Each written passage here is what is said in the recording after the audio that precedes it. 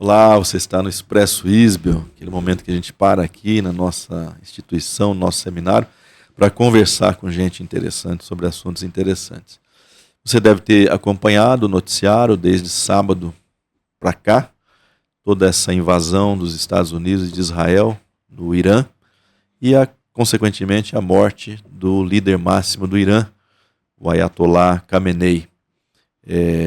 Nós não queremos falar sobre as minúcias dessa invasão, ou mesmo as razões, e se alguém está certo, alguém está errado, mas nós queremos discutir hoje sobre um assunto que está relacionado com a figura desse homem, do Khamenei, e a figura do Ayatollah, no caso, porque quando nós olhamos para o Irã, para o sistema, o regime de governo deles, nós percebemos que é um sistema autoritário, obviamente, isso é visível em todas as estruturas da sociedade iraniana. Isso nos isso nos remete, na verdade, a um termo muito comum que a imprensa, inclusive, usa bastante, que é o fundamentalismo. Fundamentalismo, um termo que a gente ouve aqui e acolá, na literatura, no noticiário, quando se refere a sistemas autoritários ou sistemas que defendem possuir a verdade e o controle da verdade. E quero conversar aqui hoje com nossos amigos Murilo Leal e Adriano Neto sobre essa questão do fundamentalismo, e vocês vão entender mais para frente por que a gente está falando sobre isso, porque fundamentalismo tem muito a ver conosco, não é, Murilo, não é, Adriano? É um assunto fundamental, né? É um assunto fundamental e, na verdade, não é uma característica de outros grupos, né? O fundamentalismo começa com a gente, não é? Como é que é essa história aí? Se você for olhar para o fundamentalismo desse que a gente olha na academia, né, a gente sempre imagina alguém muito radical, Sim. Alguém que, de repente, comete atitudes radicais também, Sim. né? Essa é a conotação que a imprensa dá, inclusive, isso, né? Mas nós podemos ter radicalismo também nas coisas simples, né? Uhum. Eu acho que isso é o que nos interessa aqui, né? Nessa mesa aqui. Sim. Você pode ser radical sem ser brusco, sem ser violento de uma forma muito explícita, né? Sim. Então, acho que esse debate serve para nós também, nós cristãos também, para pensar um pouco nisso. Uhum. Vamos clarificar os termos, né? Porque fundamentalismo, hoje usado pejorativamente, no passado já foi uma coisa boa, né? Sim. Na verdade, ele começa como uma coisa boa. Mas o outro termo que você menciona aí é o radicalismo, porque radical também é uma coisa boa, né? Uhum. Radical significa que você tem raiz, né? Uhum. Agora, radicalismo pode ser uma coisa negativa, né? Acho que o problema é o ismo, né? É o ismo. O ismo no finalzinho. Sempre denota uma atitude, Um tipo de sistema. uma filosofia, um sistema, né? Isso. Alguma coisa nesse sentido. Né? Mas o fundamentalismo, lá atrás, quando nasceu no meio dos protestantes, como é que foi essa história aí, Em Adriano? 1910, 1915 surge essa questão dos fundamentais, né? Isso. Então, elementos importantes que radicalizavam no sentido positivo, né? E também confrontavam a expectativa liberal, da teologia liberal naquele momento, Uhum. que traziam temas mais conservadores, como o nascimento virginal de Jesus, inerrância bíblica, expiação substitutiva, ressurreição física, milagres de Jesus, coisas...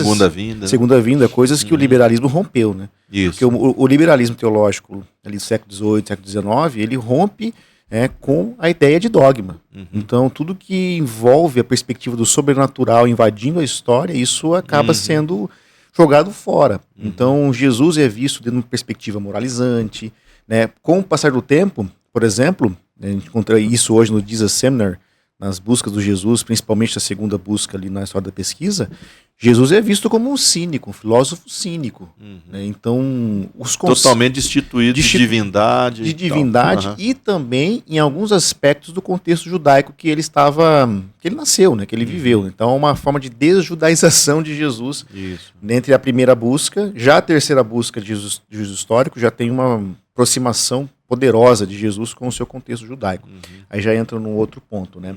Mas quando a gente observa e vê, né, o liberal rompendo com a igreja, com a autoridade da igreja, com o milagre e com os dogmas, e é importante falar dos dogmas aqui, com o nascimento virginal, com a divindade de Jesus, dogmas da Trindade e etc. Então, esse guarda-chuva que está refletido nos grandes credos ali, desde Nicéia para frente, ele é deixado de lado. Então eles vão fazer uma busca de um Jesus palestino que acaba resultando em vários rostos de Jesus, rostos esses que mais refletem a fisionomia do pesquisador do que de fato Exato. do Jesus que viveu na Palestina, né? E o fundamentalismo ele surge como uma reação a esse tipo de liberalismo, trazendo novamente o elemento sobrenatural, o milagre, defendendo a inspiração bíblica, coisa que no liberalismo isso é rompido, né? Sim. Então eles veem a Bíblia só como texto, né? Como texto histórico, mas o fundamentalista, né? No sentido positivo, né? Não sei se a gente pode falar assim, né? Positivo. Ele traz a perspectiva da inspiração bíblica novamente. Então, o texto bíblico ele não é só um texto histórico. Ele tem um movimento por trás do espírito. Então, isso gera uma nova preocupação dentro da pesquisa acadêmica, teológica e assim por diante. E curioso, só para a gente situar as pessoas que nos ouvem, né, que basicamente o liberalismo ele graçava na Europa, né? Alemanha, É um movimento europeu, né? especialmente a Alemanha, né? Isso. E muitos daqueles indivíduos que saíam dos Estados Unidos e estudavam na Alemanha voltavam influenciados pelo liberalismo, né? E o seminário de Princeton, principalmente, foi um dos grandes influenciados, né? E é bom destacar que o liberalismo morreu, né? O que nós temos hoje são os herdeiros do liberalismo. Isso. O movimento ele fracassa nas guerras. Sim. Porque ele traz um peso para a humanidade, para o potencial da bondade humana que as guerras revela que não existe, né? destrói isso tudo, né? E é até interessante porque se você pensar, se você fizer uma análise, toda a ideia, ela sempre tende a ser pendular, né? Isso. Então, se você está falando, por exemplo, do continente europeu, que é um continente antigo, você já tinha uma tendência, né, para o liberalismo, e aí você vai encontrando isso depois em outros continentes, justamente nessa troca. Então, vez ou outra, o pêndulo ele anda para um lado para o outro. Então, não é que ele acabou e começou, né? Ele ainda continua esse pêndulo. Sim. Claro que com adaptações, com outras linguagens, então por isso que esse tema é muito importante, porque vez ou outra a gente tem algum refúgio, né? O Adriano falou que ele morreu como movimento, assim, e tal, mas eu vejo hoje muita influência liberal ainda em alguns teólogos. São os herdeiros, né? São os herdeiros. O liberalismo a própria neo-ortodoxia, ela dialoga um pouquinho, né? Ela você reage, revisita esses né, textos, ao né, vez liberalismo, ou outra, né? você revisita esses textos, e aí você geralmente germina de outra forma também. Isso. Porque assim, quando a gente olha para o movimento que morre, falece, né? Mas ele deixa herdeiros, que a gente encontra nos teólogos hoje, que vão herdar esse racionalismo do iluminismo, no liberalismo, etc. Né? Porque o liberalismo ele traz uma imagem muito romantizada de Jesus. O Jesus liberal ele parece mais um hippie.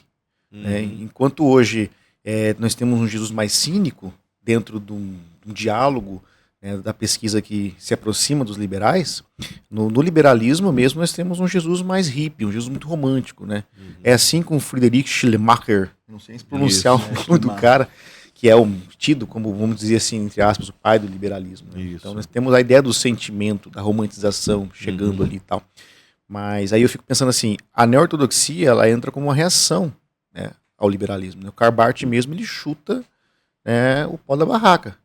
Porque quando ele escreve o seu Carta aos Romanos, ele está trazendo muitos elementos teológicos para a jogada e isso gera uma ruptura com os liberais. Então o Barth ele retoma os dogmas, né? Ele repensa os dogmas. Sim. Na sua... Mas o Barth não vai ler a Bíblia da mesma forma que o fundamentalista de forma vai alguma, ler, né? cara. Já é uma outra Então, leitura, né? e o Barth é visto como liberal por muitos. Por conta disso, né? Mas o Barth não é. Assim, o próprio Bultmann, que o Bultmann é um teólogo liberal.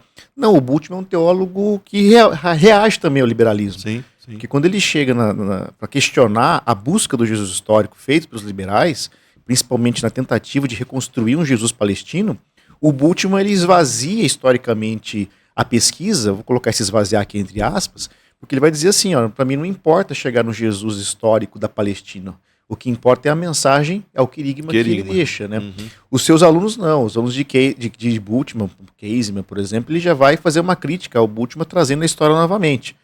Mas o próprio Bultmann e o Barth, eles reagem a esse ponto, né, do liberalismo. O Bultmann traz um pouco do existencialismo, não, um pouco não, né? Acho que muito do existencialismo para sua abordagem.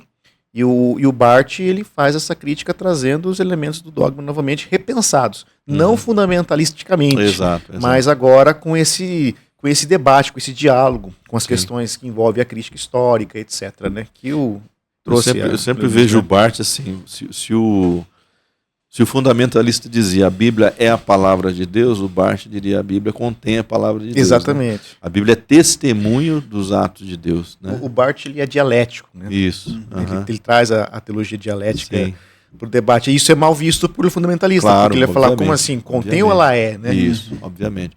Mas aí o movimento surge nos Estados Unidos como reação, eles publicam essas obras, então, que são os The Fundamentals, né? Isso. 11 ou 12 livrinhos que ganharam os Estados Unidos inteiro, basicamente. Né? Parece que havia um empresário que financiou, inclusive, essa publicação, né? Isso, então, alcançou basicamente toda a América naquela época, né? E é bom destacar também, Wanderley, que o fundamentalismo é uma reação ao liberalismo e também é uma reação ao modernismo, né? Exatamente. Assim como o liberalismo, ele trazia o modernismo, o racionalismo e porque a teologia liberal, ela bebe muito, os seus teólogos liberais bebem muito do deísmo. Então, isso como rompeu com o guarda-chuva dos credos, outras ideologias vão entrando. Exato. E o deísmo é uma dessas ideologias e a maneira como eles constroem o pensamento e tal. Já o fundamentalismo não, né? Eles procuram retornar e aí que vem um ponto, né? Até que ponto isso é saudável? Até que ponto isso é saudável? Mas para o momento, né? Será que tinha outra alternativa, né? Eu acho que a teologia também... O que isso gera depois? Sim, os desdobramentos. Né? Exatamente. É isso que a gente quer ver, como é que nós chegamos nesse ponto aqui, onde o fundamentalismo agora é negativo, né? A teologia, de alguma forma, né, acho que vocês concordam comigo, ela é resposta também ao seu tempo e ao seu local também. Sim. Né? Só fazendo som que ele está dizendo aqui ao começo do século XX, né? Essas ideias aparecendo no começo do século XX, porque isso tem um fundamento na vida dessas pessoas, na prática, na eclesiologia, na forma como a gente precisava responder as grandes perguntas, né?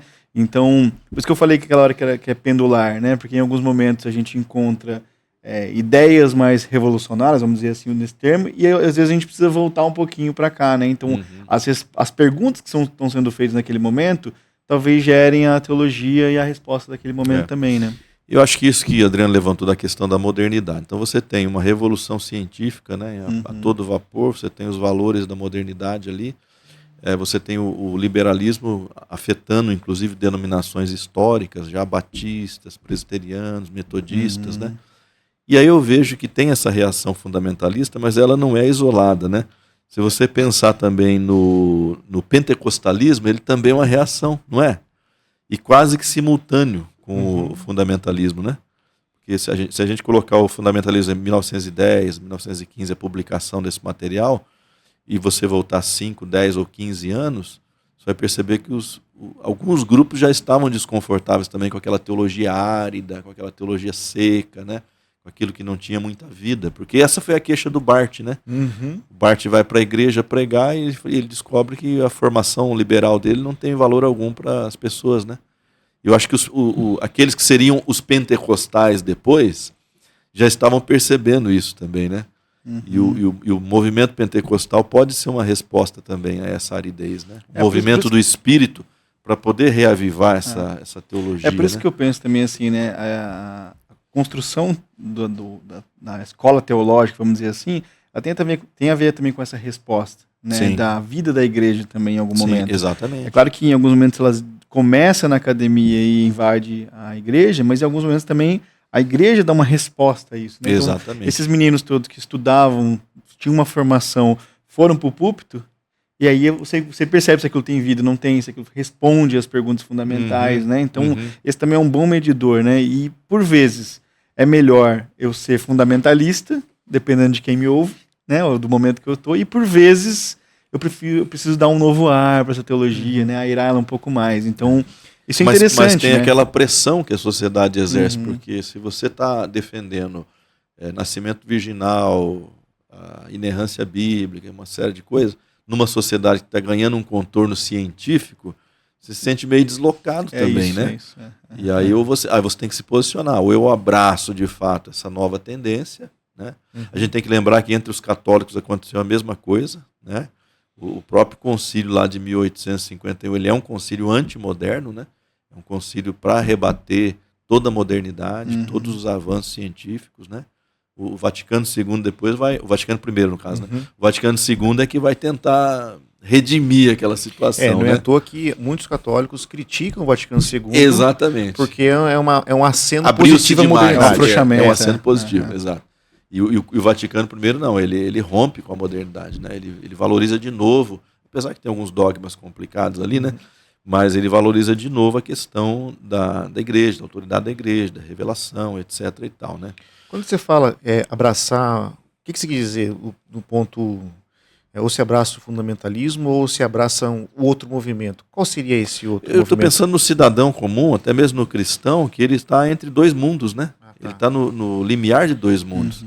Você tem, desde lá de 1850, a publicação da Origem das Espécies do Darwin, você tem uma revolução acontecendo no âmbito científico. E aí você fica numa acuado, né? Acuado, né? Numa encruzilhada, né? Uhum. Bom, a Bíblia está me dizendo que Deus criou todas as coisas, mas o Darwin está me dizendo que as coisas evoluíram, né? Gradativamente. E a sociedade vai abraçando aquela ideia. Você vai, aquilo vai se tornando cultura, né? Entendi. A filosofia se torna cultura. E a ciência, também se tornam perguntas depois, né? Que geram dúvidas, que geram pergunta e tal. Então, nesse momento, você tem que optar. Eu estou pensando nas lideranças mesmo. O fundamentalismo nesse sentido é né? totalmente anti-evolução, anti-Darwin, anti-tudo, né? O original, né? Nesse sentido. Né? Nesse sentido, exatamente. Porque ele vai reafirmar aquilo que o cristianismo histórico reafirmou, né? O resgate, né? Mas como é que isso evolui depois? O que vocês pensam assim? Como é que isso vai evoluir de uma postura, eu diria assim, intelectual? É isso que nós defendemos, contrariamente àquilo, para se tornar depois talvez uma atitude, que é aquilo que se critica hoje, né? Eu penso que hoje eu sou um ex-profissional de imprensa, né? Vamos dizer assim. Opa, então você tá ótimo. Então eu vejo como a construção da linguagem também foi favorecendo, né? Sim. Essa imagem de que fundamental não é aquilo que é essencial, né? Como se tivesse uma matéria-prima bruta, né? Pelo contrário, né? O fundamentalista, ele é aquele cara que é contra o progresso, que ele é contra o avanço, né? Ele quer ser muito reacionário, né? Usando essas palavras, emprestando da política, né? Essas palavras. Então, passa-se as guerras, eu imagino, né? Passa-se as guerras e a gente mergulha numa sombra do ser humano, né? Que é natural depois daquele momento. Nós precisamos dar respostas que são respostas fundamentais para a realidade, porque muito se perdeu, as tragédias começaram a ser muito importantes, e aí percebe que existe um avanço, né? O avanço tecnológico, o próprio avanço de tecnologia de guerra, né? E a gente começa a observar como esse avanço descontrolado, ele passa a ser perigoso na mão de um ser humano. Então nós precisamos ressignificar esse avanço. E aí você cai num fundamentalismo moral, num fundamentalismo de tentar proteger as cercas, né? E aí hoje, depois mais para frente, quase no século XX ali, mas 21, aliás, você já reconhece que aquele racionalismo, aquela questão reacionária, aquela questão de proteção, valores, isso começa a ganhar um outro espaço. E aí você tem que fazer de novo uma contra-resposta àquela resposta, né? Então, se a gente fosse colocar numa linha, eu imagino que é mais ou menos nesse sentido. A gente mergulha ali nas guerras, a gente vê a escuridão humana, o quanto o avanço em mãos perigosas começaram a ser complicadas, especialmente em quem comandava, né, o mundo naquele jeito. Nós precisamos fazer um retorno, então, retorno, né, ao controle, a questão moral, a questão dos valores, e aí depois, recentemente, a gente começa a discutir, aí muito no âmbito político, né, a gente entende que a política também pauta, né, essas questões, e a gente precisa voltar, então, para... Só que agora eu já tô com um controle semântico, né, disso. Então eu consigo ressignificar essa ideia, né? E hoje, quem é fundamentalista é visto como alguém que é retrógrado, alguém que é contra, inclusive, o avanço, né? Seja ele positivo ou negativo, né? Então acho que essa... E vocês falaram da guerra, o Adriano também mencionou esse fato aí. Isso aí fortaleceu o fundamentalismo no sentido de que, assim, se tudo estivesse caminhando bem, né, a humanidade de fato, como os liberais disseram, a gente vai progredir, porque nós temos uma centelha do divino em nós, né? E nós vamos progredir e tal, indefinidamente, acho que talvez o fundamentalismo teria desaparecido, né? Exatamente. Mas aí você chega ali nos anos 30, 40, já antes, né? Mas talvez a segunda seja pior, né? E aí os fundamentalistas vão dizer, tá vendo? Nós estávamos certos. Nós estávamos certos. Inclusive, Esse darwinismo social que isso. vocês promoveram Esse, aí. esse progresso Exatamente. defendido pela modernidade Exato. ruiu nas grandes guerras. E o lado vencedor também era um lado contra esse falso progresso, né? Então, ó, queriam avançar para a sociedade ser mais progressista. Nós contemos eles, nós conseguimos vencer eles. Exato. Isso ganha força também, né? Dentro Exato. da sociedade. É. E isso tem um eco na teologia de Barth, né? Do Deus que desce, né? Porque o Barth ele trabalha a revelação como essa invasão, né? Uhum. Então, você vê que é uma crítica também ao elemento do liberalismo, né? Que é uma ética do ser humano. O ser humano é visto apenas eticamente, não só apenas, mas numa parte da sua constituição eticamente, o Barth ele fala, não é só ética. Né? Há uma revelação. Né? Então, o Barth rompe até com a teologia natural, para você ter uma ideia. Sim. É criticado pelo Brunner, por outros depois. Mas quando a gente para e vê que Barth reage ao liberalismo e não retorna ao fundamentalismo, né? Que ele não vai se fechar naquele quadradinho. Embora Karl Barth mesmo é um defensor do nascimento virginal de Jesus. Né? Inclusive o Ratzinger, quando ele escreve Jesus de Nazaré, ele, no volume 3, ele faz um aceno positivo a Barth sobre essa perspectiva da ação de Deus na história, que o iluminismo rompeu, né? E também uma defesa do nascimento virginal. Então, você vê o Ratzinger usando Barth, né, num diálogo ali de pensadores para falar, né, do nascimento virginal. Então, por mais que o Barth não voltou ao fundamentalismo, como a gente estava debatendo, ele utiliza-se também ele consegue dialogar com os dogmas sem ser um fundamentalista, né? Sim. Você acha que o Kant foi o pai da criança? Porque o Kant já reduziu a religião toda a moralidade, né? Todo ao princípio ético, né? Pensando que ele é o grande do século XIX, do XX ali, né? Pode ser que ele tenha uma influência nesse sentido, sim. Imagino. Porque eu acho que o pensamento dele é assim, se Deus existe, a gente não pode acessá-lo, né? Nós não temos condições nenhuma de acessá-lo. Então vamos trabalhar dentro do campo da ética, né? É o campo da prática, né? É o campo da prática. Razão prática que ele traz. Mas isso aí é um parênteses apenas. Parece que ali já depois dos anos 50, a gente tem uma figura proeminente ali, o Carl Henry, que aí ele tenta fazer um deixa disso, né? Mais ou menos assim. Ó, gente, vamos juntar aqui o melhor do fundamentalismo, né? Essa atitude, esse zelo e tal, com aqueles que pensam um pouquinho fora da casinha, né? E tentou aí sai o evangelicalismo desse Eu penso que ali é uma tentativa também não só de devolver algumas coisas importantes, mas também de conversar com a cultura, né? Isso. Porque os anos 40 e 50, a cultura avança muito, né, dentro das casas. Então, o que você chamou de deixa disso talvez seja essa questão. Ó, nós temos problemas que a igreja precisa lidar com isso. Né? O avanço da sociedade dentro das casas, a igreja vai perdendo esse referencial também, né, moral. Então, não tem mais tanta influência. Não tem mais tanta influência, as novas formações começam a aparecer, as universidades, os novos pensamentos começam a aparecer. E a igreja precisa dialogar com isso, né? Então eu imagino que essa seja uma resposta natural deles de tentar dialogar com isso. E tem um detalhe também, né? O fundamentalismo ele é literalista. O evangelicalismo não. Então, é interessante essa distinção, Adriano. Porque se você pega um fundamentalista, vai dizer a criação foram em 6 dias, literais. Ou a Terra tem 6.000 anos. Exatamente, né? Então Coisa é literalismo. Então lê a poesia, lê o texto bíblico literalista. O evangelical ele já vai partir para o outro. Vamos com calma aqui, porque pode ser que alguns dos nossos ouvintes já estão se sentindo meio deslocados. Mas né? aí, calma a gente faz um convite para eles. Exatamente. Eles vêm Qual que é o estudar no convite? Isbel, comigo, com você, com o Murilo, e expandir o horizonte de consciência da teologia e outros assuntos, né? Onde que você trabalha esse tipo de assunto, por exemplo? Teologia 1? Eu trabalho nas 3 teologias, na verdade, né? Tá. Mas a teologia 1 é o começo, onde eu trabalho com questões de revelação, né, e questões metodológicas também. Legal. Então, olha, gente, oportunidade. Agora nós já começamos o módulo, né? Mas daqui a pouco, em abril, nós começamos o 2º módulo presencial. Você pode ter aulas com o professor Adriano, Murilo, se ele estiver por aqui. O Murilo é mais difícil de pegar, que ele tem a agenda cheia, né? Ele é chique, né? Mas tem o Maurício Mantovani, tem o Silas, tem muita gente aí. E também online, né? Porque todos esses recursos aí estão gravados. Silas Wesley Rocha. Mais o Wesleyano que o João Wesley.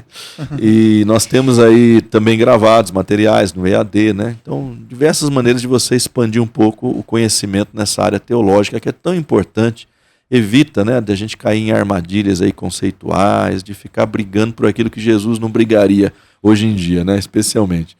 Mas vamos voltar nesse assunto então, Adriano. O literalista, ele vai pegar a escritura e ele vai entender que o que está escrito ali é exatamente a verdade, ponto final. Isso. O que difere ele de um evangelical? Porque, por exemplo, ele vai... Vamos falar grosso modo, né? Porque os termos são muito escorregadios. Então, a grosso modo, o literalista, ele vai reduzir o gênero textual. Uhum. Então, ele não vai... ele vai colocar tudo dentro de uma perspectiva histórica, real, sem considerar que alguns elementos podem ter sido metafóricos, alguns elementos podem estar dentro de um campo, por exemplo, geopolítico. Né? Vamos pensar aqui numa questão de profecia. Gênero literário, né? Gênero literário, né? Uma poesia. É uma poesia. Então vamos pensar assim, elementos cósmicos numa perspectiva apocalíptica. Né? O céu escurece. Ok. Não, o literalista ele vai entender que isso vai acontecer de fato. Fidelidade bíblica. É uma fidelidade assim literal àquilo que está narrado. Já um evangelical, ele vai compreender que aquelas imagens, elas são imagens que podem evocar sentidos que não se reduzem à perspectiva literal. Não, por exemplo, a queda, os abalos cósmicos podem estar fazendo referência à queda de impérios, sem necessariamente ser algo que vai acontecer no mundo físico específico. Okay. Né? Então eu vejo o livro de Apocalipse mesmo como um livro que traz elementos mitológicos, simbólicos, sem necessariamente perder o seu sentido ou os níveis de significado. Porque, por exemplo, ninguém acredita que existe uma mulher vestida do sol com a lua embaixo dos pés, né? Tipo, isso é uma imagem simbólica que evoca um sentido. Exato. E nem que no mar Mediterrâneo vai aparecer uma besta enorme lá, com uma infinidade de cabeças e chifres. Né? Se a gente pegar e entrar no mar Mediterrâneo hoje, a gente não vai encontrar né, esse ser. Mas ele evoca uma mensagem que tem cunhos políticos, sociológicos, etc. Né? Ok. Então, o evangelista não, ele vai respeitar mais essa perspectiva do gênero e a maneira e também a diversidade que a gente pode ter no campo hermenêutico. Né? Acho que um dos pontos que a gente podia tratar, que o fundamentalista traz, é ele canonizar a sua interpretação. Então, aí nós já estamos entrando na atitude fundamentalista, né? Quando você, o Ricardo Quadros Gouveia fala isso, né? Quando você acha que a sua interpretação é a mais correta, né? E a Bíblia é sujeita a interpretações, né? A Bíblia você precisa de um aparato hermenêutico para ler determinadas passagens, um aparato sócio-histórico, de contexto bíblico, etc. Tem algumas características que são bem fundamentais, assim, né? Quando a gente está falando de alguém fundamentalista. Eu anotei algumas aqui, né? A certeza total de que aquilo que ele fala representa exatamente a vontade divina. Exato. Né? Que é o que a gente está comentando aqui agora. Ele tem por modos naturais dele demonizar o adversário, então tudo que o adversário fala é anti, né? Ele é anti o que ele pensa, e é mesmo, né? Mas no sentido literal.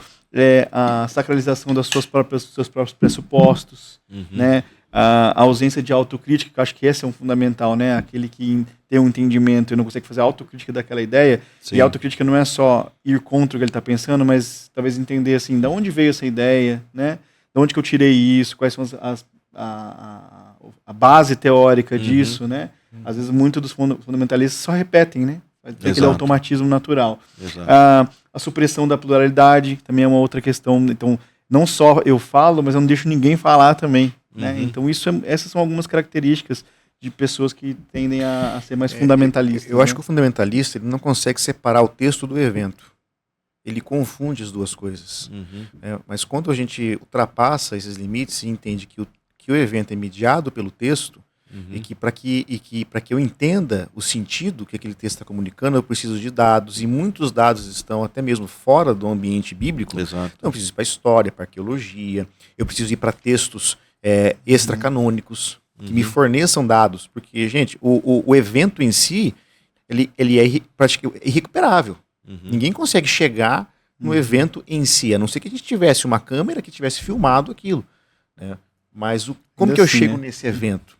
Por meio da mediação do texto. E o texto ele não está descrevendo detalhes, ele está interpretado ainda pela ótica do escritor. Exato. Então o desafio da leitura e da hermenêutica... você nunca vai ter, né? Exato. Então o desafio da hermenêutica é esse, é observar os dados que eu tenho, quanto mais dados que eu tenho daquele elemento, eu crio fatos, e os fatos são as interpretações dos dados mediante uma aproximação do evento.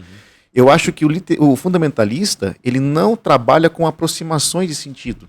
Para ele, o sentido que ele dá é sacrossanto.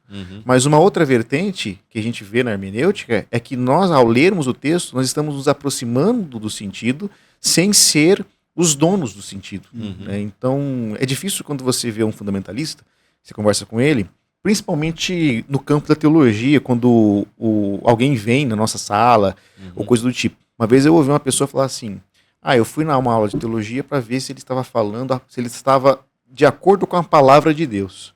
Né? Aquela pessoa não estava dizendo se o uso do professor, né, do conceito, ou a exposição de um tema, estava partindo da Bíblia. Porque todos usam a Bíblia para trabalhar. Sim. Até o liberal trabalha com a Bíblia. Sim, com certeza. Né? Mas o que ela estava querendo dizer é, aquilo que ele está dizendo está dentro do escopo do meu meu entendimento, está de acordo com a minha construção Isso. teológica. Então, a Isso. canonização da interpretação, eu acho que é o grande problema, porque daí, se eu canonizei a interpretação, eu estou certo. E se você discorda de mim, você está errado, você está fora. Exato. Então, aí, esse é um problema. Eu acho que o evangelicalismo que vai moderar isso, e não só o evangelicalismo, né, outras vertentes que vão surgindo, vão avançando, consegue desconstruir e saber separar o texto do evento, considerando que existem coisas que a gente não vai saber nunca, e existem outras coisas que a gente consegue se aproximar por meio da pesquisa histórica. E é curioso que eu estava lembrando agora de um livro que vem de fundo fundamentalista, ficou esquisito, né?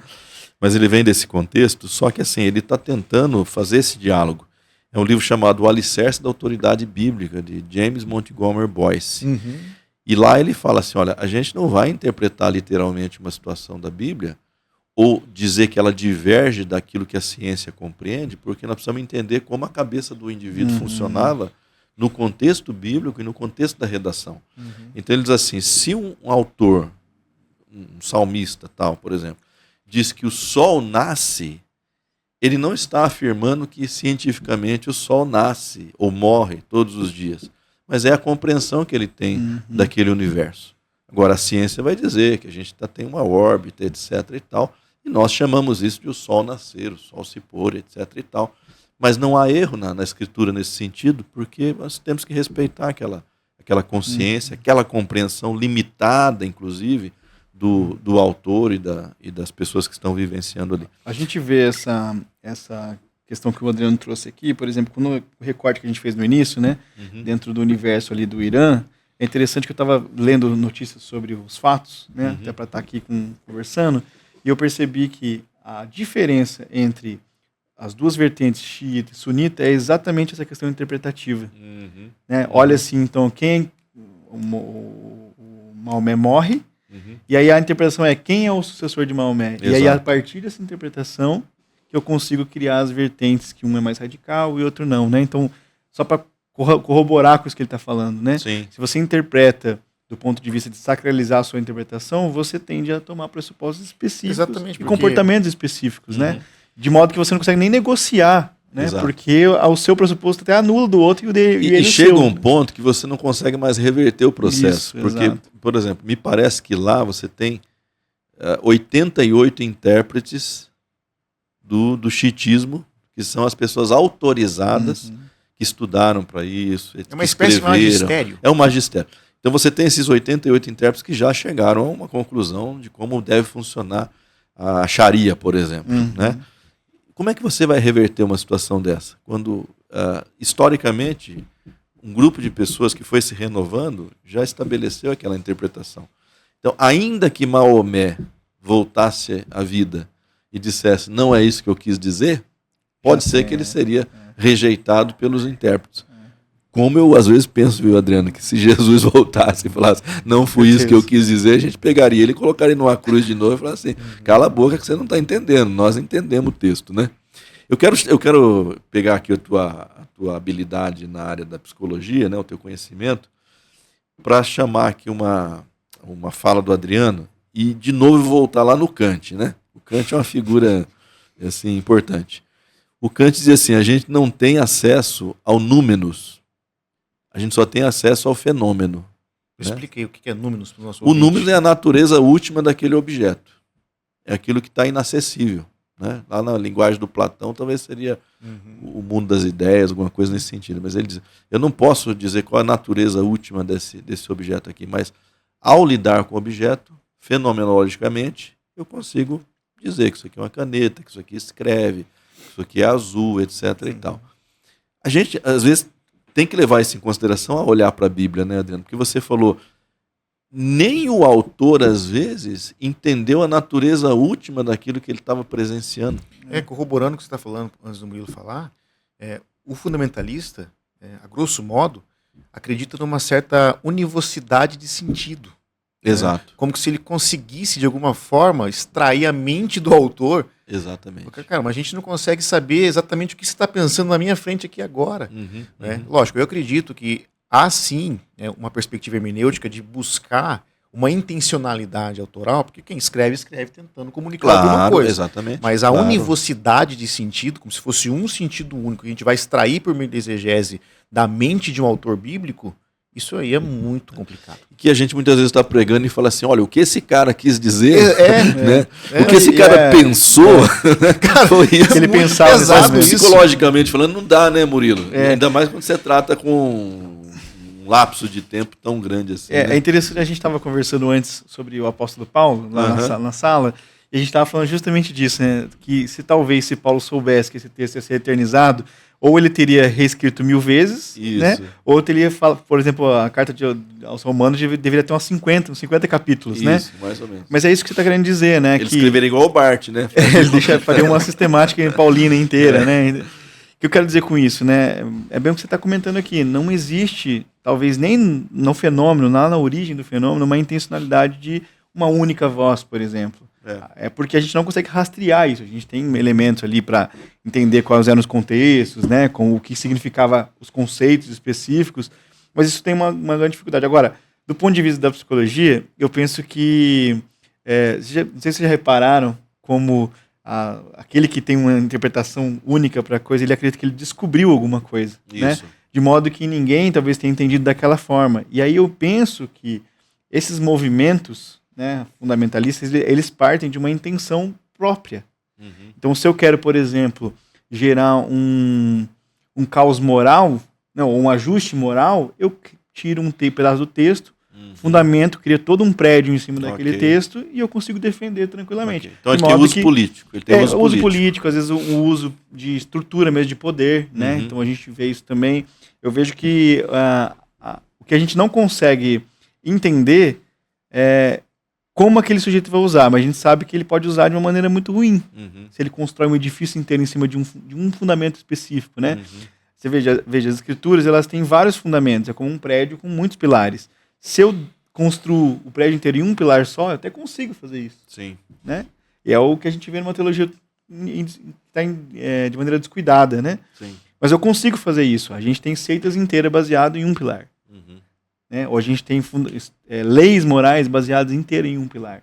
Então isso que é perigoso da pessoa que é fundamentalista, porque ela olha, ela entende um pedaço daquele contexto todo e ela monta toda uma estrutura lógica, uma estrutura sociológica, antropológica, teológica, em cima de um fundamento ou outro. Acho que esse é o perigo. E é porque você falou, ou tem um uso específico. Quando eu falo uso político, eu não refiro a uso político partidário, mas assim, eu vou mobilizar pessoas em torno daquilo, né? Mas tem a questão do sentido. Isso me deu sentido, né? Isso me atribuiu sentido. Então agora eu vou ser o atalaia, o propagador dessa verdade que eu descobri.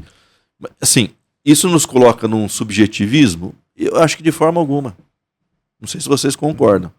Porque se a gente fala assim, bom, se até um indivíduo que se relacionou com Jesus teve uma interpretação de Jesus talvez diferente do indivíduo X, do indivíduo... Os evangelistas têm isso, né? A gente vê nos evangelistas... Os enfoques, né? O olhar, o enfoque e tal. Isso tem muito a ver com a experiência deles. Mas onde está a mensagem, então, Adriano? A mensagem está no texto, né? A mensagem está no consenso do texto, né? O relato do acontecimento é mediado pela interpretação do autor. Sim. A gente estava conversando, depois você pode comentar com o pessoal, até o enfoque de Lucas, que a gente estava falando a respeito da figura de Paulo, né? Como ele constrói. Ele trabalhou uma ideia muito interessante, que é exatamente o que você está falando. Qual que era a ideia lá? Conta aí. Não, nós estávamos conversando na hora do nosso... Aqui tem o Expresso Teológico, né? Isso, e tem o Almoço Teológico. Almoço Teológico, né? Que a gente fala de tudo. Acho que é menos de teologia, né? Mas a gente fala de tudo, cara. A gente tem que gravar esse almoço, Eric, porque vai dar mais Eu acho que ia ser muito views aí do que o nosso Expresso, hein? E nessa conversa, que esse almoço ele se estende até a minha sala aqui, Isso. Né? A gente vem conversando. Ele começa às 11 horas, termina 3, né? Começou antes do podcast, que nós temos que interromper pra gente continuar depois. Mas eu estava conversando com ele, né, trabalhando com probabilidades históricas, né? E possivelmente Paulo foi preso em Éfeso. E uma prisão não muito agradável para ele. Sim. Só que Lucas, o evangelista, não narra, né? O Lucas que escreveu Atos, né, que é o evangelista, ele não narra essa prisão. Ele chega em Éfeso e pula o assunto, né? Só que Paulo, lá em 2 Coríntios 1, ele fala da tribulação que ele enfrentou lá na Ásia, que a gente entende que é Éfeso, ali na capital, uma tribulação tão forte que foi acima das forças, a ponto de quase desistir da vida. Eu falei, cara, conversando com ele, falei, olha a profundidade disso. Então, quando a gente vai em Atos, que é é inspirado, vamos deixar isso claro, né? Quando a gente fala de probabilidade histórica, a pessoa pensa que a gente está trabalhando um texto sem inspiração. Não. É um texto inspirado pelo Espírito, canônico, etc. Mas tem um autor com uma mentalidade e com uma finalidade teológica histórica ao registrar aquilo. Afinal de contas, ele não escreveu tudo sobre Paulo, ele escreveu um recorte, né? E quando ele vai narrar as viagens, quando Paulo vai para a Europa, ali na sua segunda viagem, ele passa lá em Tessalônica, Filipos, Bereia, lá em Filipos ele expulsa o demônio de uma jovem. E ele é preso por conta disso. Sim. E na prisão, acontece algo. Meia-noite ele está cantando, louvando a Deus, e tem um terremoto lá, tudo. Então você tem um Paulo que está sofrendo, mas ele está energizado. Isso. Ele está firme. Né? Você tem um Paulo na primeira viagem em Listra que ele apanha e é deixado como morto, mas Lucas destaca. Ele apanhou, né? Mas ele se levantou e confortou os irmãos e seguiu. Ok. Você tem um Paulo que escapa de um naufrágio, uma cobra vai lá e pica ele, mas ele não morre. E ele vai lá e cura o cara ainda da ilha, né? Público, né? Só que Lucas não narrou, cara, a prisão de Paulo. Se essa prisão aconteceu, né, é uma probabilidade histórica. Se ela aconteceu, de fato, ele não narrou para nós. Só que quando Paulo cita esse momento de angústia, de tribulação que ele passa ali, eu vejo um contraste entre a prisão de Filipos, em que ele louvava de madrugada, e uma prisão em Éfeso, em que ele estava totalmente desesperado da própria vida. Aí eu perguntei, qual que é a possibilidade de Lucas não narrar? Existem várias, né? Sim. Mas a gente pode pensar assim, será que Lucas não quis mostrar o lado obscuro do apóstolo? Ou a fraqueza. Ou a sua fraqueza? Talvez ele estava construindo uma espécie de herói no momento de descrever. Será que ele não quis mostrar esse lado sombrio, de desespero? Mas Paulo mostrou. Sim. Ele não teve problema de dizer para os coríntios a tribulação que ele enfrentou na Ásia. Sim. Ou não coube no pergaminho, talvez ele quis tirar esses elementos, tudo bem, mas eu acredito que talvez Lucas não... O que comprova, esse é o ponto que eu queria chegar, né? Com essa conversa, é que o fato, ele é um só, mas há um olhar diferente. Exato. Agora, quem está mentindo?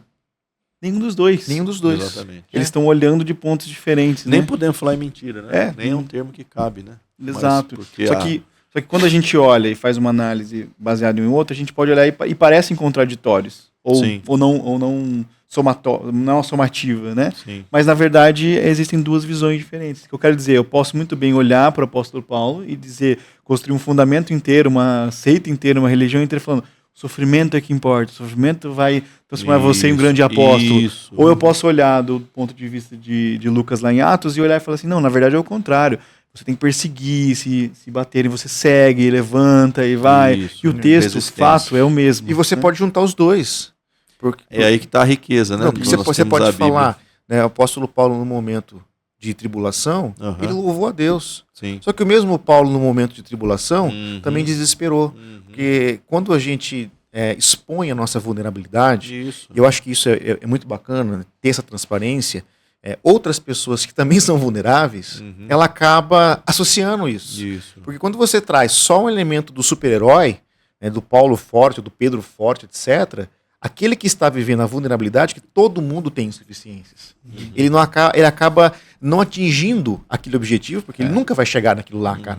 Então ele fica triste. Agora, quando você apresenta o outro e você mesmo, à luz da sua insuficiência, aquele outro que é insuficiente e vulnerável, ele acaba ele se aproxima, porque ele vê um ponto de contato. Ele fala assim, nossa, eu pensei que era só eu que fazia isso, cara, mas ele também... E olha que interessante, né? Fazendo costurando aqui essa ideia.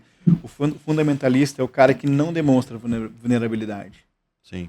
Ele tem dificuldade de dizer... Ele é um super-herói. Ainda mais quando ele está atrás de um regime, atrás de uma ocupação, de um poder, algo assim, ele não tem essa narrativa da vulnerabilidade, porque isso expressa fraqueza, né? Então, no final das contas, o fundamentalista é aquele que precisa demonstrar força independente do evento, né? Independente do que está acontecendo. Sim. E aí nisso nós temos as tiranias, isso nós temos a violência, né? Então, Isso, olha que interessante isso. E também ele vai optar por uma narrativa, porque é mais segura, né? É difícil você trabalhar essa perspectiva, né, Adriano? Nosso cérebro, inclusive, não é feito para isso, né? Ele não trabalha muito bem com situações dúbias, né? A gente precisa de clareza. Então, usar o teu exemplo, o fundamento, não, ou Paulo é isso, ou Paulo é aquilo, né? Ou é o Paulo de Paulo, ou é o Paulo de Lucas. Eu não consigo entender os dois, né? E isso é importante a gente destacar, porque Bíblia não é texto jornalístico, né? Exatamente. Murilo. Bíblia não é texto científico, ainda que ele nos traga muitos insights, que a ciência depois vai comprovar, etc. Mas a Bíblia é o texto da experiência, é o texto do testemunho, né? A gente não pode fazer essa leitura nesse sentido. Eu gosto muito do texto do João lá, que ele fala assim, na verdade, Jesus fez na frente, diante dos seus discípulos, muitos outros milagres, né? Estes foram registrados para que creiais. Então ele fez uma seleção, né? Ele falou, eu vou registrar aquilo que eu julgo que é mais importante, mais interessante. Agora, tem N coisas aí eu te faço que ele até usa ali uma hipérbole assim, que eu acho, né? Nem todos os livros do mundo poderiam ser escritos, né? Arredondando os dados aqui para ficar mais fácil, porque eu sou de matemática, mas vamos supor que Jesus morreu no ano 30. E o primeiro evangelho escrito foi no ano 60. Então, estamos arredondando aqui os dados, tá? Só para fazer conta. Então nós temos 30 anos de um hiato. Então, desses 30 anos, quantas coisas não foram ditas que estavam preservadas na memória apostólica, que não estão registradas na Escritura, dentre aquelas que João selecionou ou não selecionou. Mas nós temos hoje o texto selecionado, que é a nossa base, que nós pensamos, que nós distribuímos, etc. Né? Então é importante ter essa. E o texto é a testemunha da igreja, é a testemunha do Cristo. Eu gosto daquele livrinho do James Dunn lá, que ele trabalha isso, né? Que Jesus é testemunhado, e esse testemunho tem um valor muito importante. O Dan falou, Jesus é recordado, ele é recordado por meio da memória dos apóstolos. Exatamente. Que foram impactados no Cristo, no Jesus pré-cruz, inclusive. Não tinha ninguém que está aqui grafando assim em tempo real, os caras, assim, e é legal esse impacto que eles sofrem, porque isso vai sendo representado em novas recontagens das narrativas, até se tornar um texto escrito que nós temos hoje como base, como autoridade e inspirado, etc. Né? Para a gente ir caminhando para o nosso final, eu acho que a gente podia pensar, o fundamentalismo, então, ele nasce como uma coisa boa, uma coisa legal, no sentido de preservação, né? No sentido de oposição a valores anticristãos até, mas ele evolui, ele está em outros grupos, né? Então a gente vê isso no xiitismo islâmico, apesar que tem um xiitismo evangélico, né, Murilo? Ou como você disse, um chaatismo, né? Um chaatismo, muitas vezes. Mas você tem o fundamentalismo hindu, tem o fundamentalismo budista, que começam a aparecer judaico, em 70 né? para frente, né? Exatamente. Assim, a partir da Guerra Fria, acho que essa ideia de que a Guerra Fria ela mexe muito com a configuração, a geoconfiguração do mundo, e os nacionalismos se fortalecem, né? Então, você começa a ter atrelar a religião com o nacionalismo, né? Então, é por isso que a gente tem ainda, lá no Tibete, a gente tem aquela situação, né, que é uma mistura de nacionalismo com religião, que gera um fundamentalismo. O fundamentalismo também coloca muros, né, de proteção em algumas partes. Claro também. Que é óbvio, né? Eu estou aqui porque eu quero proteger o meu espaço, proteger o meu canto, né? A própria Revolução Islâmica, né, foi isso, né?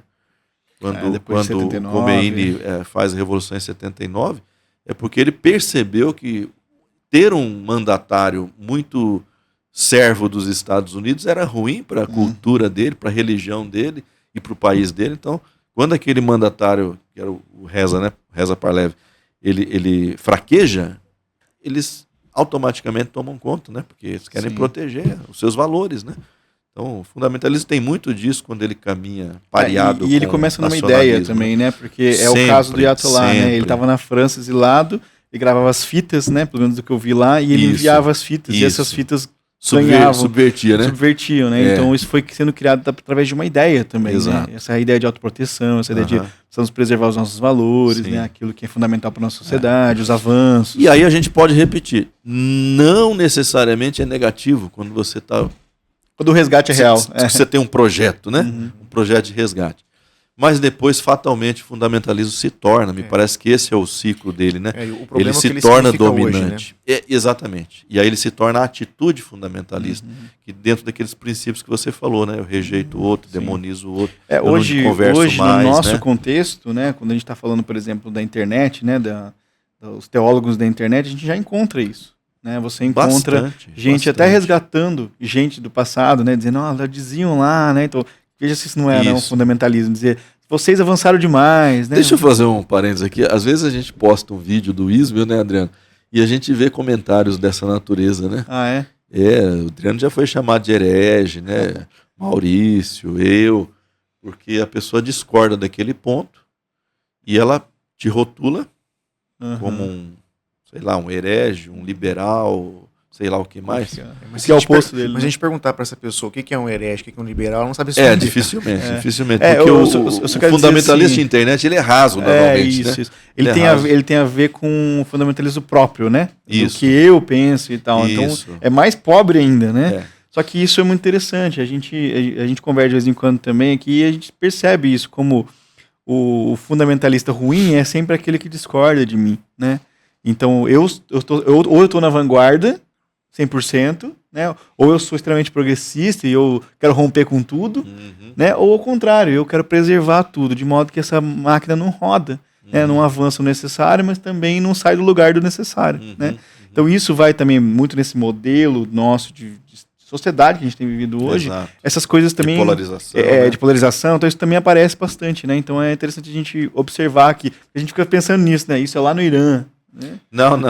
E de repente você começa a observar... É uma excrescência, né? Uma situação assim, muito começa a observar que está no dia a dia exagerada, também, né? Que leva até a eliminação do outro, né? Muitas vezes, né? Mas isso, em palavras, tem muita gente bastante fundamentalista. Eu vi um vídeo, não sei qual vídeo foi de vocês, que a pessoa entrou lá corrigindo a concepção do Espírito Santo que vocês tinham trabalhado, você, o Maurício. Falei, nossa, que legal, né? A pessoa ela sabe bastante do Espírito Santo, conhece né? muito, né? Ao ponto de corrigir até o texto bíblico, né? Que vocês tinham citado, né? Então, então assim, engraçado porque né? Não é nem a correção, né? É o tom, né? É o tom. O tom, esse tom do tipo, eu tenho a verdade, então eu preciso ir lá falar com você que você não tem, Exato. né? Isso marca bastante. Eu costumo dizer pro pessoal assim, né? Nós não somos o dono da verdade. De forma alguma. Nós estamos a serviço da verdade. Nós estamos buscando a verdade. Mas nós não somos o dono da verdade. E nem somos aqueles que exaurem a verdade. Então acho que a busca pela verdade exige humildade, exige pesquisa, devoção, né? Não apropriação no sentido de que eu tenho a verdade e você não. Né? E reconhecer, inclusive, os momentos que nós erramos na interpretação. Porque nós estamos buscando a verdade. Não somos dono dela. Exato. Eu li um livro há uns 20 anos que me ajudou demais, sabe? Ele era um livro do Peter Berger e de um cara de nome difícil chamado Anton Zidersveld, alguma coisa assim.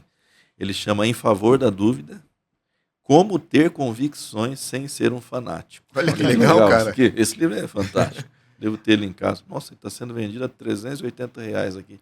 Meu Deus. Acho que deve estar fora de edição, né? Mas isso me ajudou bastante, porque eu disse, puxa, eu posso ter muitas convicções, mas eu posso ser dialogal, né? Eu posso tratar o outro como gente, eu posso ouvir o que ele tem a dizer, mesmo que eu não vá concordar, mas eu posso dar essa oportunidade. Eu posso ter dúvidas também. Não, porque e dúvida tem um punhado, né, Adriano? Porque a dúvida tem faz bastante, parte do processo né? formativo. Exatamente. Exatamente. Eu acho que o contexto é você olhar para o contexto, assim, olhar para de onde saiu isso, né? Eu acho que isso é importante também. Alguém faz uma afirmação que você não concorda e você perceber o rastro disso. Exato. Né? Olhar e falar Como assim, chegou aquele momento. Né? Por exemplo, esse fenômeno do Irã mesmo, que a gente está usando como ilustração, você consegue perceber o rastro disso. Não significa que você concorde, que você acha que aquilo Você consegue perceber de onde veio. E aí você olha para o fenômeno com um outro olhar, né? Sim. Com outra percepção. Acho que esse é um exercício que a gente pode fazer. E que, inclusive, deveríamos olhar para uma situação dessa. Vamos colocar aqui o Irã como um exemplo. com piedade, com misericórdia. Né? E assim, né, a teocracia já foi um absurdo no Irã. Né? Pode ser que seja um absurdo pra gente hoje e a gente caminha para isso. Pode. Né? Já foi antigamente isso. Inclusive, eu sinto às vezes que nós aspiramos por uma teocracia. A gente quer um homem de Deus que governa tudo, né? Debaixo de um cetro assim, divino, né? E não sei se é O poder funcional. das ideias, Não sei se é funcional, né? Mas é isso, gente. Acho que a gente manter essa atitude pacífica de diálogo, né?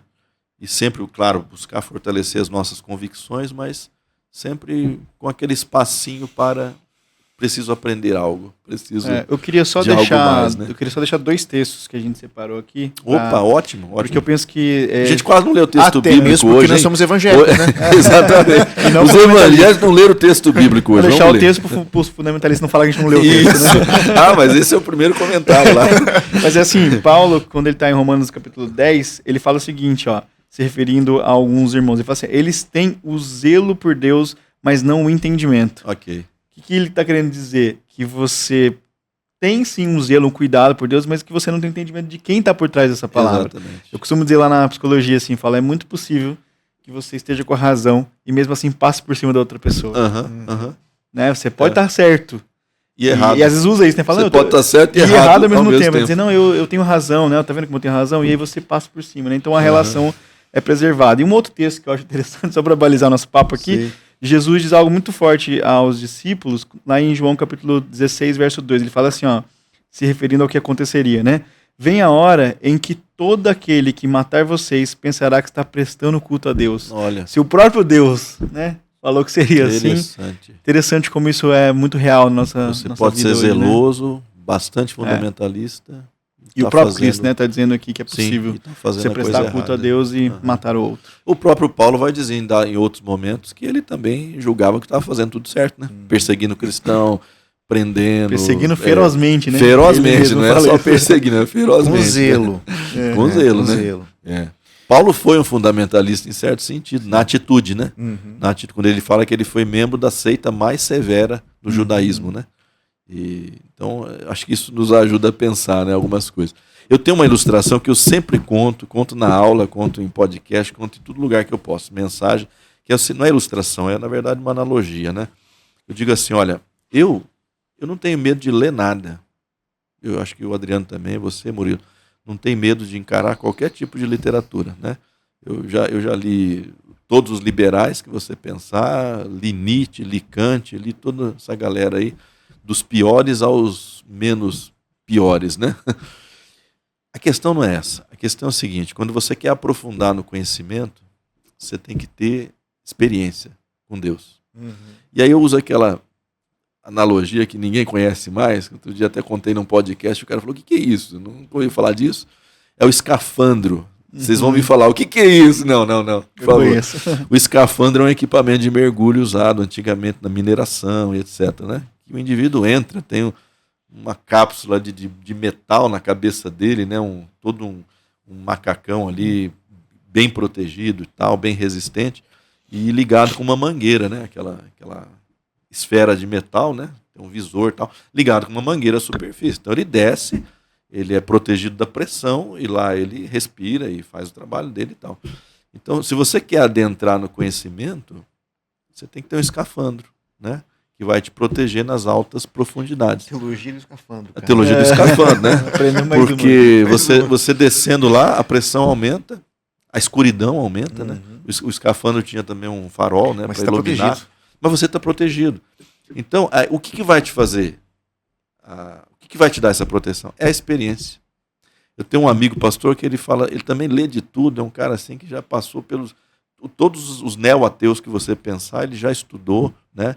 E ele não se abala, porque ele diz assim, cara, eu lembro daquela experiência no dia 13 de março de 1991, né? Quando Jesus falou comigo, me alcançou.